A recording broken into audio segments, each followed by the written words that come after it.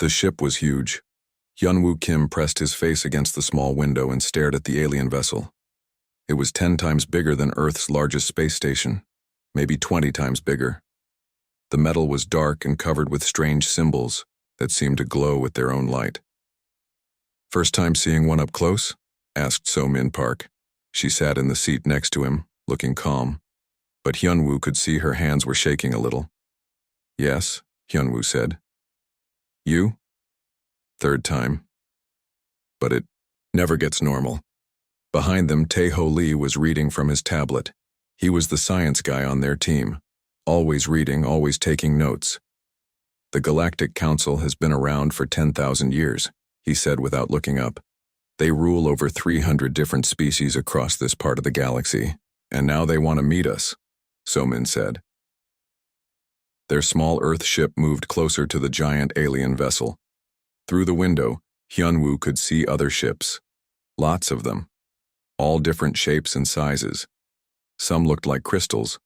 Others looked like insects made of metal. A few seemed to be made of pure light. "Landing bay opening," said their pilot over the radio. "Hold on tight, people." The Earth ship shook as it entered the alien vessel. Hyunwoo felt his stomach drop.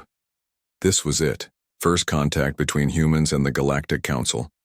He was the ambassador, the one who would speak for all of Earth, for all of humanity. No pressure at all. The landing was smooth. Through the window, Hyunwoo saw the inside of the alien ship. The walls were smooth and white. Strange creatures moved around on the ground below. Some walked on 2 legs like humans. Others had 4 legs or 6, or moved without legs at all. "Remember the plan," So-min said quietly. "Be polite. Listen, more than you talk. Record everything." Hyunwoo touched the small device hidden in his jacket. It would record everything they saw and heard. Back on Earth, people much smarter than him would study every word, every gesture. The airlock opened with a soft hiss. The air that came in smelled like flowers, but wrong somehow. Too sweet. A creature waited for them outside their ship. It stood 7 feet tall and looked like it was made of blue crystal. When it moved, light danced inside its body. "Greetings, humans," the creature said. Its voice sounded like music played through broken glass. "I am Guide Veltar. I will take you to the council chamber." They followed the crystal being through long hallways. Other aliens stopped to stare at them. Hyunwoo tried not to stare back, but it was hard. He saw creatures with too many eyes, beings that floated in the air, and things that looked like walking plants. "So many different species," Tae-ho whispered, still taking notes. "All of them part of the council," So-min replied. "All of them following the same rules." The hallways were huge, big enough for creatures much larger than humans. The walls showed moving pictures of space battles, strange worlds, and alien cities. Everything was designed to make visitors feel small. It was working. They reached a massive door. It was 30 feet tall and covered with symbols from hundreds of different languages. The door opened without a sound. The council chamber was enormous. The ceiling disappeared into darkness above them. Thousands of seats filled the space, arranged in circles that went up and up like a stadium. Almost every seat was filled with an alien being. At the center of the room was a small platform. That's where they would stand. "Humans," Guide Veltar said. "You will wait here until called." They stood at the edge of the platform. Hyunwoo looked up at all the aliens staring down at them. He felt like an ant that had wandered into a meeting of giants. A sound filled the chamber. It was like a bell, but deeper, louder. It made Hyunwoo's bones vibrate. "The council recognizes the species known as humans," a voice said. "It came from everywhere and nowhere. Step forward, representatives of Earth." They walked to the center of the platform. A bright light shone down on them. Hyunwoo could no longer see the aliens in the seats, but he could feel them watching. 3 figures appeared in the air above them. They were made of light, but Hyunwoo could see them clearly. The first figure looked like the crystal being who had guided them, but much larger. Its body was deep red instead of blue, and it wore something that might have been a crown. I am High Christarch Zekthul of the Veltan Empire, it said. We have ruled this galaxy sector for 6,000 years. The second figure looked like a giant insect. Its body was black metal and sharp edges. 6 arms ended in claws that could cut through steel. 4 eyes glowed like red stars. I am Hive Commander Vrix of the Korthak Swarm, it buzzed. We have conquered 800 worlds. The third figure was harder to look at. It seemed to be made of pure energy, changing shape every few seconds. Sometimes it looked almost human. Other times it was just light and motion.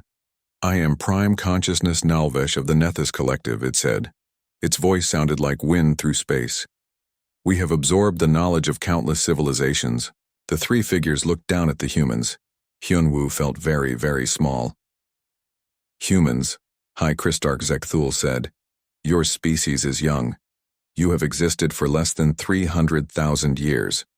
You have only reached space in the last century. You have no psychic abilities. Your technology is primitive, your lifespans are short. You are weak, Hive Commander Vrix added. Your bodies are soft. You have no natural weapons. You cannot survive in space without artificial help. You are simple, Prime Consciousness Nalvesh continued. Your minds are limited. You think in only 3 dimensions. You cannot see beyond your own tiny world. The 3 beings moved closer to the platform. Their light forms cast strange shadows. But, High Christarch Zekthul said, the Galactic Council is generous. We do not destroy species without reason. We offer you a choice. A hologram appeared. In the air, it showed humans working in mines and factories on farms, all under the watchful eyes of alien overseers. You may join our civilization as a servant species, Hive Commander Vrix explained. You will work for us. You will follow our rules. You will be protected. You will be fed. You will be safe. The alternative, Prime Consciousness Nalvesh said, is extinction. The hologram changed. Now it showed Earth burning. Human cities in ruins. Ships fleeing a dying world. Choose wisely, humans, all 3 beings said together. This offer will not be made twice. The chamber fell silent. Thousands of alien eyes watched the 3 humans on the platform. Hyunwoo looked at his teammates. Somin's face was stone. Taeho was still taking notes, his hand steady despite everything. Hyunwoo stepped forward. We need time to consider your offer. Laughter filled the chamber. Not human laughter. The sound of hundreds of different species all finding the same thing funny. Time? High Christarch Zekthul sounded amused. No species has ever asked for time. All others accepted immediately. 30 standard galactic days, Hyunwoo said. That's all we ask. The 3 beings looked at each other. Or seemed to. It was hard to tell with beings made of light and energy. Very well, Hive Commander Vrix said. 30 days. But know this, humans. No species has ever refused our generous offer. None have survived such foolishness. Use your time wisely, Prime Consciousness Nalvesh added. Consider what you truly are. Consider what you could become. Consider what you will lose if you choose poorly. The light began to fade. The 3 beings started to disappear. 30 days, High Christarch Zekthul said. Then you will return here and give us your answer. And humans. The crystal being's form solidified for a moment. Choose survival. Choose service. Choose to kneel before your betters. The lights went out. The council chamber fell into darkness. Guide Veltar appeared beside them. Come, it said. Your ship is ready for departure. As they walked back through the hallways, past the staring aliens, past the pictures of conquered worlds, Hyunwoo felt something growing inside him. It wasn't fear, it was anger. And for the first time since arriving at the alien ship, Hyunwoo smiled. The Earthship was quiet on the way home. Too quiet. Hyunwoo stared out the window at the stars and thought about the alien voices, about their laughter, about the way they looked at humans like insects. They think we're nothing, Somin said, breaking the silence. Maybe we are, Taeho replied. He was still writing notes, but his hands shook now. Did you see their ships? Their technology? We've been in space for 60 years. They've ruled the galaxy for 10,000. Numbers don't tell the whole story, Somin said. I've been studying their behavior, watching how they move, how they talk. Yunwu turned to look at her. And? They're used to winning without fighting. Every species they've met has given up right away. They don't know how to handle resistance. The ship shook as it entered Earth's atmosphere. Through the window, Hyunwoo could see the blue and green world getting bigger. Home, the only home humanity had ever known. Soon, it might be gone. Or, it might be a slave world. Neither option felt acceptable. They landed at the spaceport in Geneva. President Ji-un Choi was waiting for them. She looked tired, older than when they had left just 3 days ago. How bad is it? She asked as they walked toward the waiting cars. Bad, Hyunwoo said. They want us to be their servants. If we say no, they'll destroy us. How long do we have? 30 days.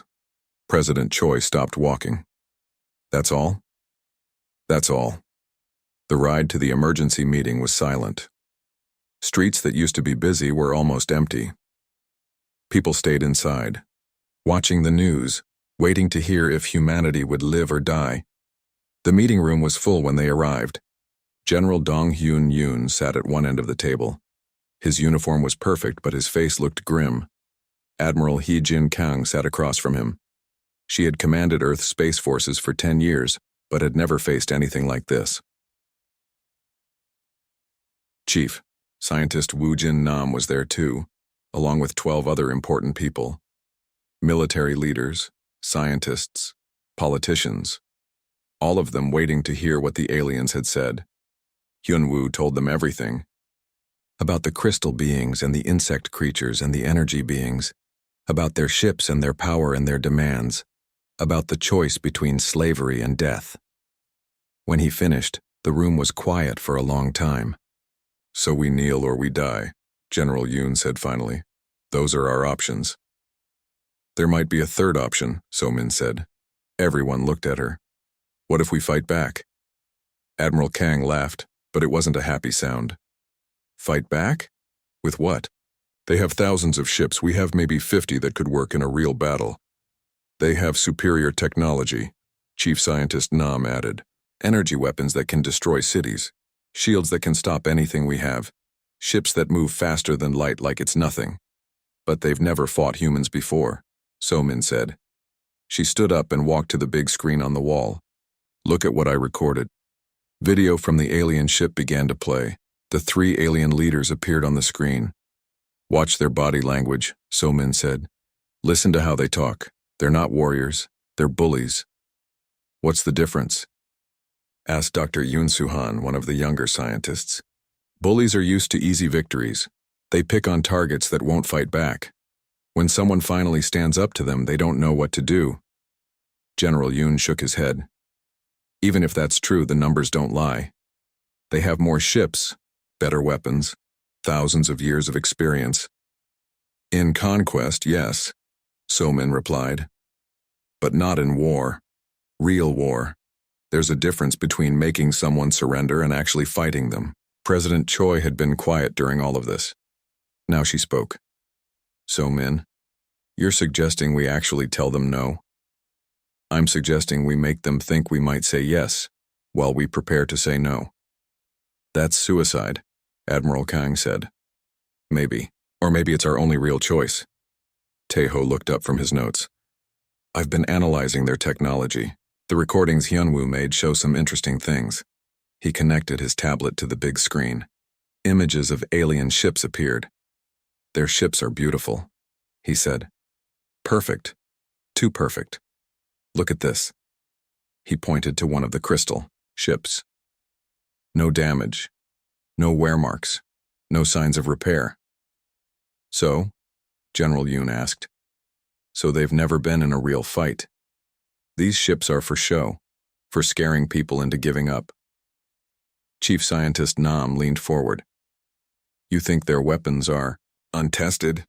I think they haven't needed to test them in a very long time.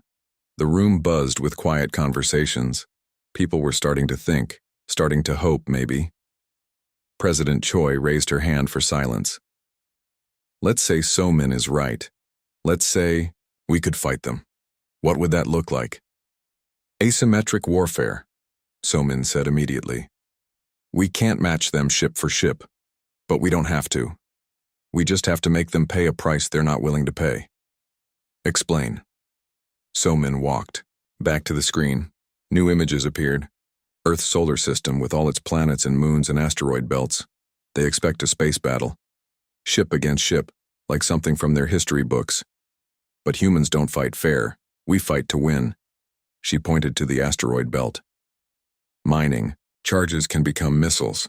Civilian ships can become bombs. Space stations can become fortresses. They'll see through that, Admiral Kang said. Will they? They think we're primitive. They expect us to line up our ships and fight like it's some kind of honor duel. They don't expect us to use everything we have. General Yoon was looking at the star map with new interest. Hit-and-run tactics. Use the environment. Make them come to us. Exactly. And while they're dealing with our space forces, we work on the real problem. Which is? Their confidence. These three species have been in charge for thousands of years.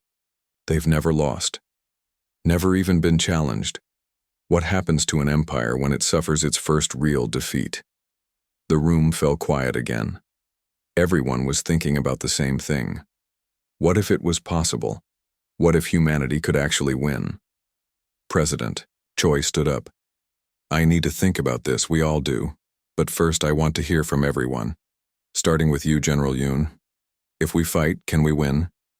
General Yoon was quiet for a long time. Honestly, probably not. But maybe we can make them regret attacking us. Maybe we can make them think twice about doing this to someone else. Admiral Kang?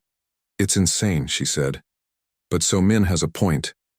We've been thinking about this all wrong. Maybe the question isn't whether we can win.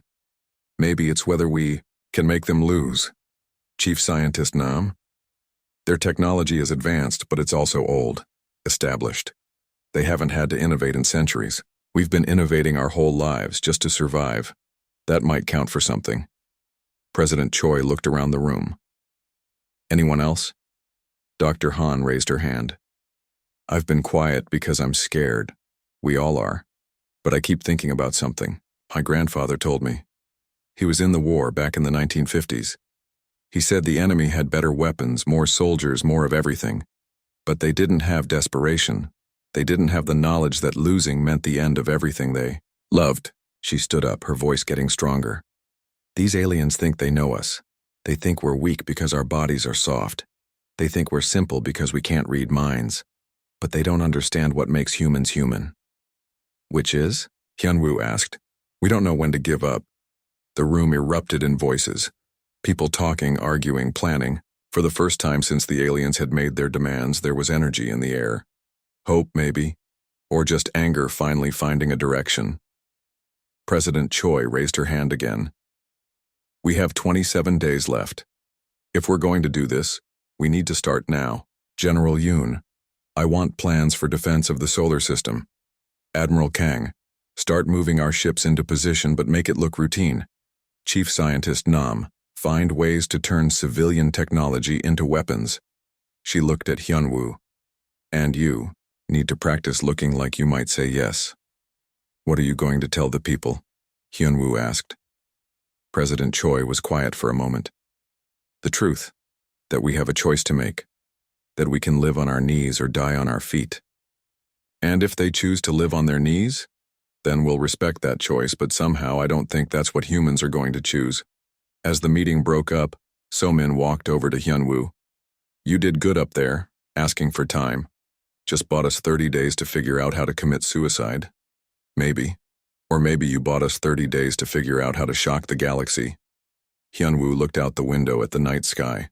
Somewhere up there, alien ships were waiting. Confident, sure of their victory, they had no idea what was coming. The alien fleet was magnificent. 500 ships hung in space like deadly jewels. Crystal vessels that sparkled with inner light. Metal ships shaped like giant insects with weapon pods for claws. Energy beings that looked like living stars, surrounded by rings of pure force. High Christarch Zekthul stood on the bridge of his flagship, the Eternal Dominion. Through the crystal walls he could see the small blue world called Earth, spinning slowly in the darkness. Such a pretty little planet, he said to his officers. It will make a good farming world once we remove the excess population. How many humans should we keep alive? Asked Sub-Christarch Velkoth. Perhaps 10 million. Enough to work the mines and factories. The rest? Zekthul made a dismissive gesture. They chose defiance. Let them learn the price. Across the fleet, Hive Commander Vrix was having similar thoughts. His ship, the Devouring Swarm, bristled with weapons that could crack planets. His warrior drones filled the corridors, eager for battle. The humans will surrender quickly, Vrix told his sub-commanders. They always do.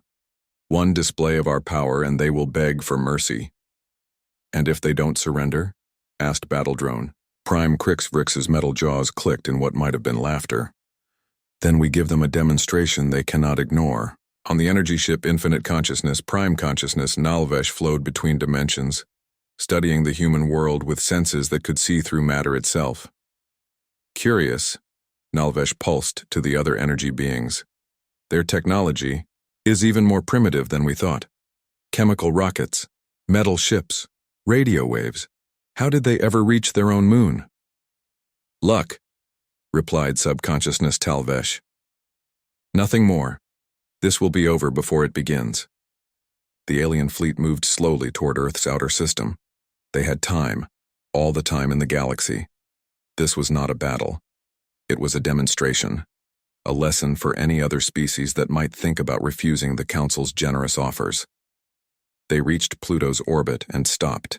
Traditional doctrine said to give the enemy time to see the fleet, to count the ships, to understand how hopeless their situation was.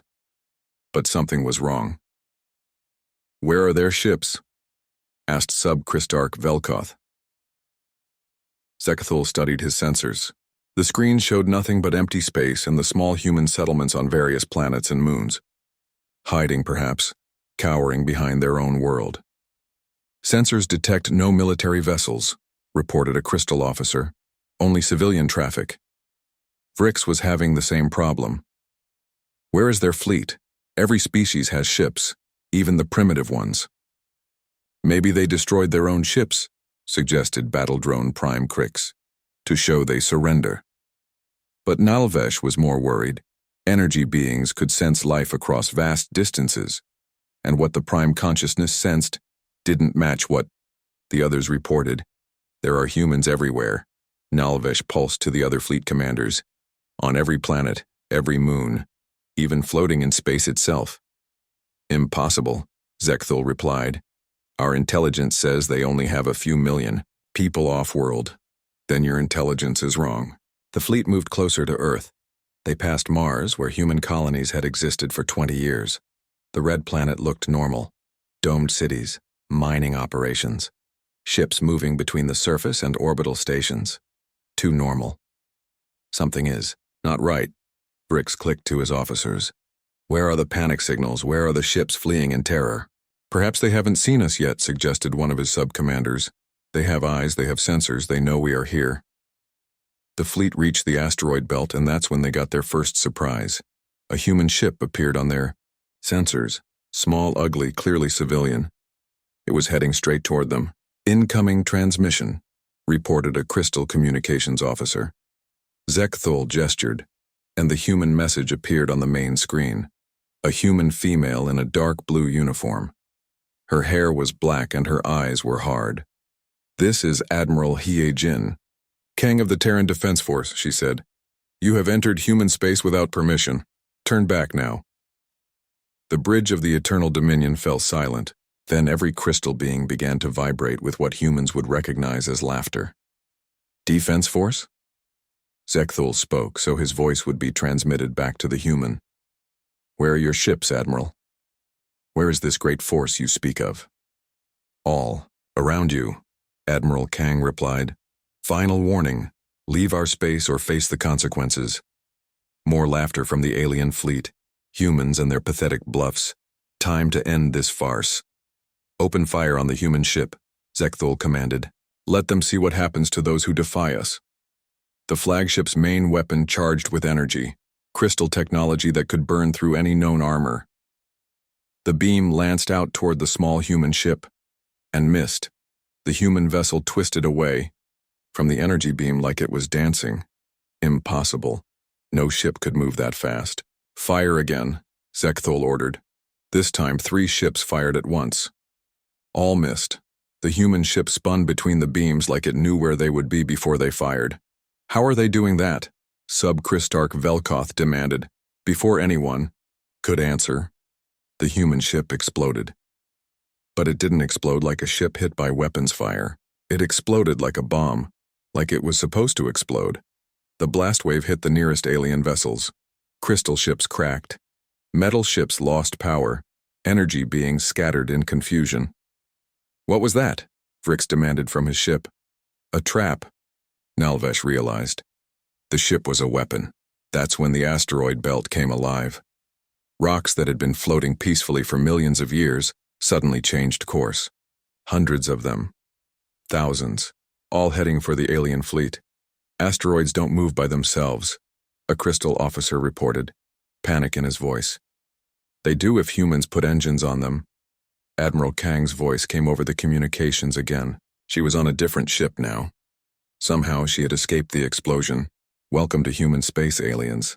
Hope you enjoy your stay. The first asteroid hit a Korthak cruiser. The rock was small, only a few hundred tons, but it was moving at tremendous speed. The impact tore through the insect ship's armor like paper. More asteroids followed. Some missed. Others hit home. The alien ships began firing at the incoming rocks, but there were too many. This is impossible, Zekthul said. Asteroids cannot be weapons.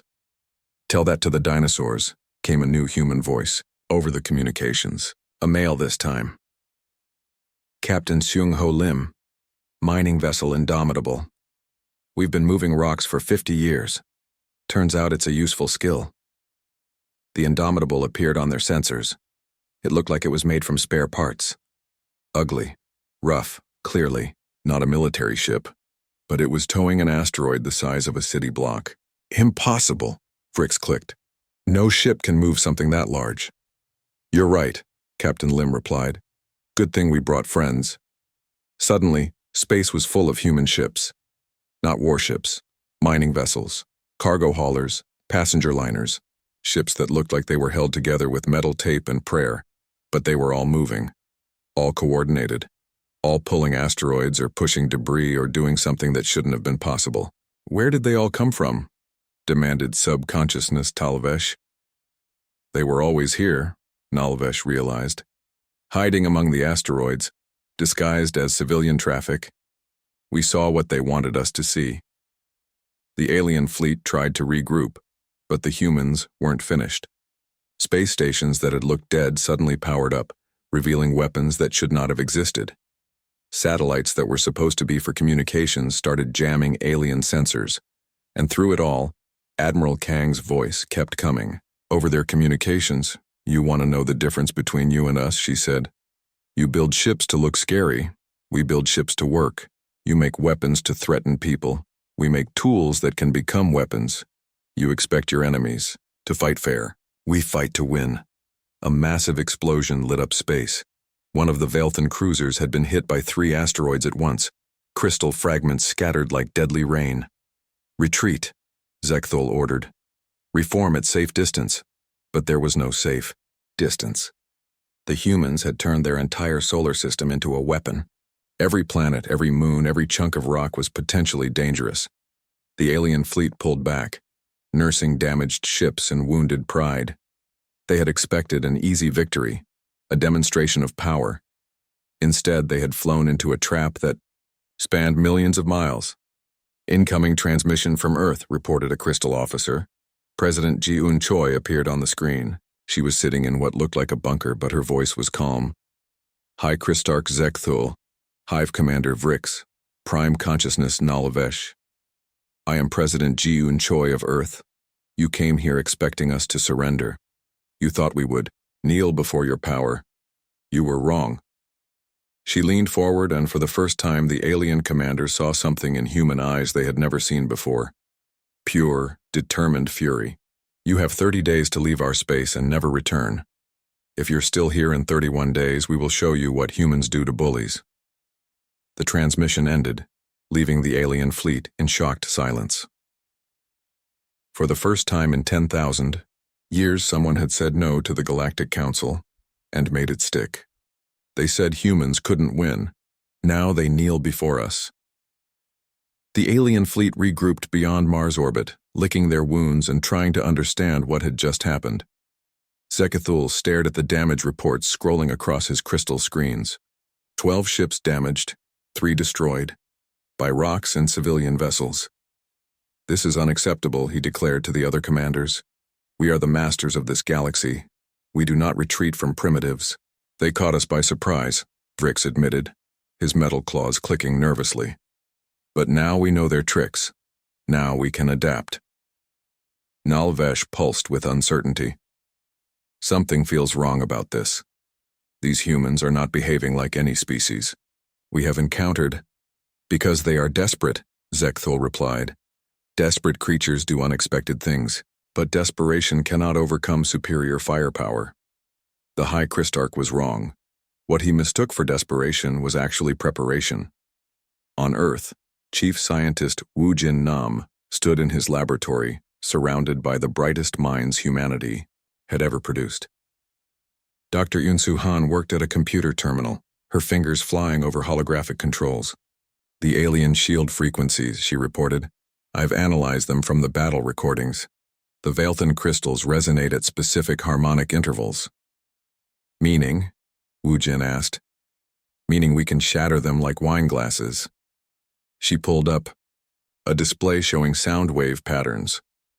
Every crystal has a frequency that will make it vibrate apart.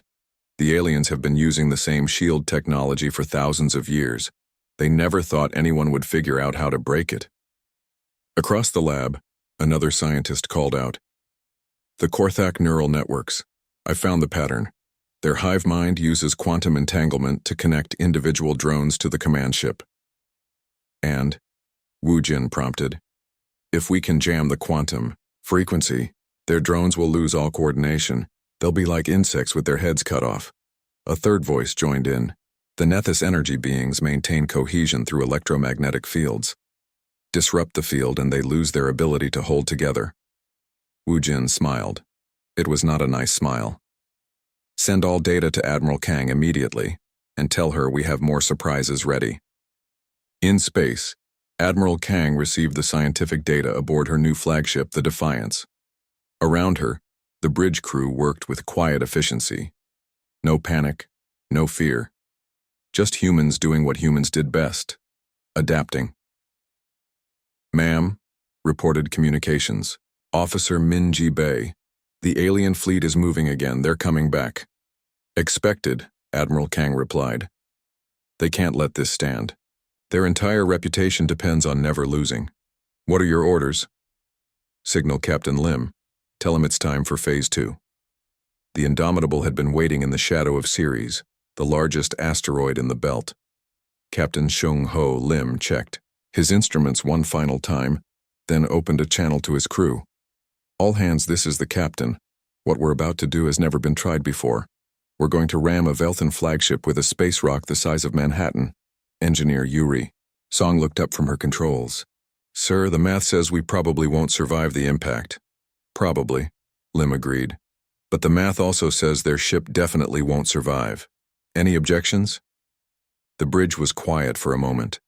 Then weapons specialist Jae Sung-oh spoke up. Sir, with respect, when did miners start worrying about safe working conditions? Laughter filled the bridge. Hard laughter from people who had spent their lives in the most dangerous job in space. Excellent point, Lim said. Yuri, how long until the engines are ready?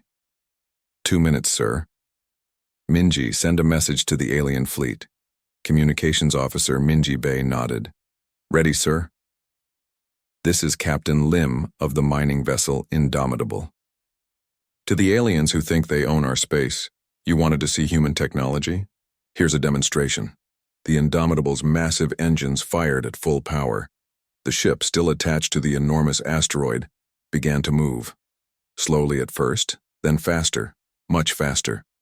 On the alien flagship, alarms began to sound. Massive object.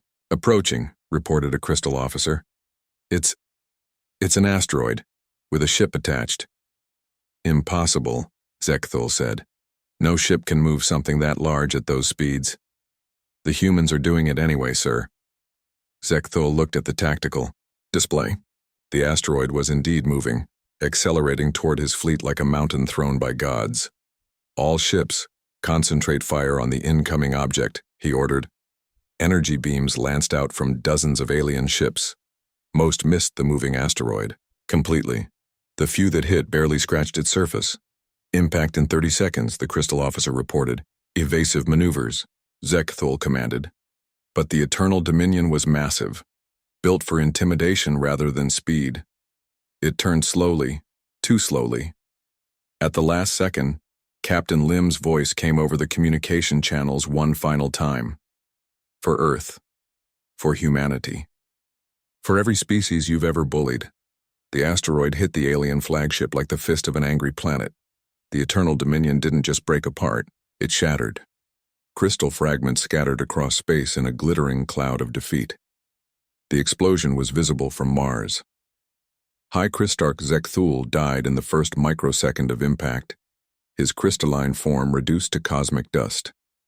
The psychological effect on the alien fleet was immediate and devastating. The flagship was supposed to be invincible. Its shields were supposed to stop anything. But a human mining ship and a space rock had destroyed it completely. The High Crystarch is dead, reported Sub-Crystarch Velkoth, his voice shaking. The flagship is gone. But humanity wasn't finished. Dr. Hand's sonic weapon activated across the human fleet. Focused sound waves, precisely tuned to the harmonic frequency of Velthon crystal technology, swept through space. Every crystal ship in the alien fleet began to vibrate, then crack, then shatter. At the same time, quantum jammers disrupted the Korthak hive mind. Thousands of warrior drones suddenly found themselves cut off from their commanders. They flew in circles, crashed into each other, fired on their own ships. Hive Commander Vrix felt the disconnection like a physical blow. What's happening? I can't reach my warriors. The humans, gasped Battle Drone Prime Crix. They've broken our network. Electromagnetic pulse weapons targeted the Nethys energy beings. Their carefully maintained energy fields collapsed, and the beings began to lose cohesion. Some scattered into harmless light. Others fell apart entirely. Prime consciousness. Nalvesh felt itself fragmenting. Impossible, it pulsed weakly. We are energy. We are eternal. Your physics, came Admiral Kang's voice over the communication, systems. And humans understand physics. The battle became a rout. Alien ships fled in all directions, their formations broken, their leaders dead or scattered. Some tried to fight back, but human tactics made no sense to them. Mining ships rammed cruisers. Cargo vessels released clouds of metal fragments that shredded hulls. Passenger liners fired missiles hidden in their cargo holds. The humans fought, like they were insane, like they didn't care about their own lives, like winning was more important than survival. Because to humans it was. The alien retreat turned into a panic. Ships abandoned the battlefield, fleeing toward the edge of the solar system. Behind them, human vessels pursued, not to destroy, but to make sure the aliens kept running. Admiral Kang opened a channel to the surviving alien commanders. This is Admiral Hai-Jin Kang of the Terran Defense Force. You came here to make us kneel. Instead, you learned what happens when you threaten humanity's home. On the screen, the faces of the surviving alien leaders appeared. Sub-Crystarch Velkoth looked broken. Hive Commander Vrix was missing 2 of his arms. Prime Consciousness Nalvesh flickered like a dying light bulb. You have been defeated by a species you called primitive, Admiral Kang continued. You have lost ships to tools and rocks and civilian vessels. You have learned that technology means nothing without the will to use it properly. The aliens said nothing. What could they say? Now you will return to your council, Admiral Kang said. You will tell them what happened here. You will tell them that humans do not kneel. And you will tell them that any species that threatens Earth will face the same fate you did. The communication ended. The alien fleet limped away from human space, carrying news that would shake the galaxy. For the first time in 10,000 years, the Galactic Council had lost a war, and everyone in the galaxy was about to hear about it. 6 months later, the Galactic Council chambers looked very different. The great circular room was still enormous, with thousands of seats rising toward the darkness above. But now, many of those seats were empty. The species that had once filled them were either gone or hiding in distant parts of the galaxy. At the center of the chamber, where humans had once stood as defendants, 3 familiar figures waited in positions they had never expected to occupy. Sub-Christarch Velkoth stood, with his crystalline form dim and cracked. The repairs to his body were visible, reminders of the battle that had changed everything. Beside him, Hive Commander Vrix clicked nervously, his remaining forearms twitching with barely controlled anxiety. Prime Consciousness. Nalvesh flickered weakly, its energy form barely holding together. They were not here as rulers anymore. Ambassador Hyunwoo Kim walked onto the central platform, flanked by Somin Park and Taeho Lee, the same 3 humans who had stood here 6 months ago, facing demands for submission. Now they returned as representatives of the newest power in the galaxy. The chamber was not empty, though. Representatives from dozens of species filled the lower levels, species that had been subjects of the 3 major powers for centuries, species that had never been allowed to speak in this chamber before. The council recognizes Ambassador Hyunwoo Kim of the Human Republic, came the voice from everywhere and nowhere, but it was not the same voice that had spoken 6 months ago. This was a human voice, the voice of Somin Park, now serving as the council's new strategic coordinator. Hyunwoo looked up at the 3 former rulers. They looked so much smaller than they had before, broken, defeated. Sub-Christarch Velkoth, Hive Commander Vrix, Prime Consciousness Nalvesh. 6 months ago, you stood where I stand now. You offered humanity a choice between slavery and extinction. Do you remember? We remember, Velkoth said quietly. His voice no longer sounded like music through crystal. Now it was just tired. You told us we were weak, that we were primitive, that we could never stand against your power. Hyunwoo's voice carried across the chamber. You were wrong. A murmur ran through the assembled representatives.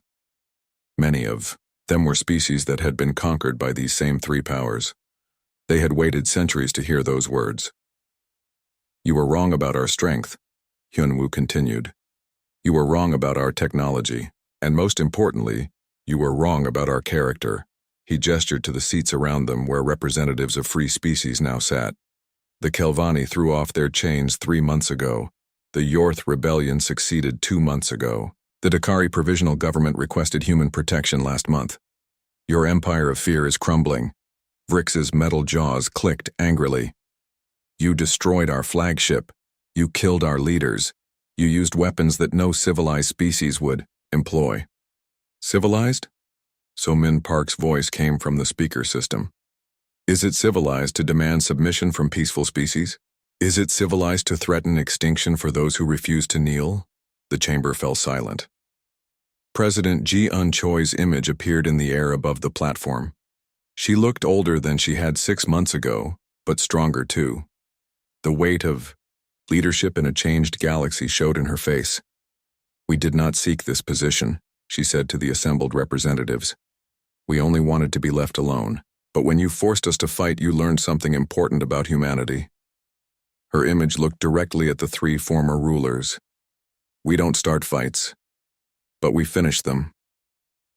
Taeho Lee stepped forward, carrying a data pad. The new galactic accords have been prepared. Every species in this chamber has had input. Every voice has been heard. He looked at his pad and began to read. Article 1. No species shall be forced to submit to another. All sentient beings have the right to self-determination. Article 2. Conflicts between species shall be resolved through negotiation, mediation, or arbitration. War shall be a last resort, used only in defense. Article 3. Technology and knowledge shall be shared freely among all species, with no species claiming superiority over others. Article 4. The Galactic Council shall be governed by elected representatives from all member species, with no single species holding permanent authority. He closed the pad and looked at the three former rulers. Do you accept these terms? The chamber waited. For 10,000 years, these three species had ruled through fear and force. Now they were being offered something they had never given others: mercy. Velkoth spoke first. The Velthan remnant accepts these terms. Vrix clicked reluctantly. The Korthak collective accepts. Nalvesh pulsed weakly. The Nethys fragments accept. A cheer rose from the assembled representatives. Species that had been slaves were now free. Species that had been enemies were now allies, but Hyunwoo raised his hand for silence. Acceptance is not enough, he said. You must also understand why you lost. He walked closer to the three beings. You lost because you forgot what made you strong in the first place. You became comfortable. You expected easy victories. You forgot that strength without purpose is just bullying. And you humans? Velkoth asked. What makes you different? Hyunwoo smiled. We remember where we came from. We remember that we were once afraid, small, struggling to survive. We remember what it feels like to be threatened by something bigger and stronger. He gestured to the chamber around them. We won't forget. And we won't let others forget either.